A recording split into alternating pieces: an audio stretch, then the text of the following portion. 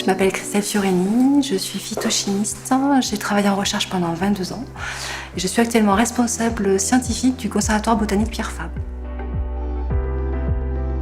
Depuis ses origines, le groupe Pierre Fabre s'est vraiment nourri par la connaissance des plantes. Nous avons en fait au cours de cette expérience bien sûr capitalisé sur cette connaissance pour proposer des actifs innovants que nous concevons bien sûr avec la rigueur pharmaceutique qui nous caractérise depuis l'origine de notre groupe. Pour les colorations e-vives, nous avons choisi en fait 4 plantes qui ont été rigoureusement sélectionnées pour leur teneur en principes actifs vraiment unique.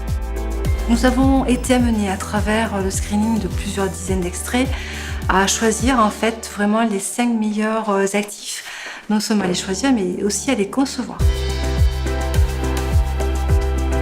Donc le henné au départ bien sûr c'était comme on l'utilise classiquement une poudre de plante, mais progressivement nous avons vu que cette poudre de plante en fait ne pouvait pas être utilisée en l'état.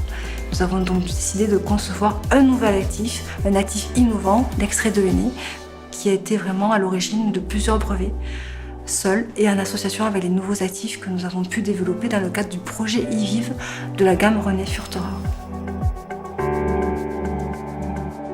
Nous avons ensuite été conduites à choisir le gardénia.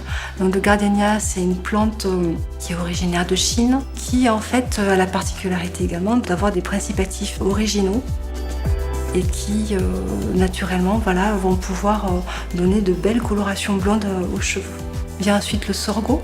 Le sorgho est une plante qui permet d'avoir une coloration rouge au niveau de la fibre capillaire et qui, pareil, a des principes actifs uniques. Et enfin, nous avons la chlorophylle.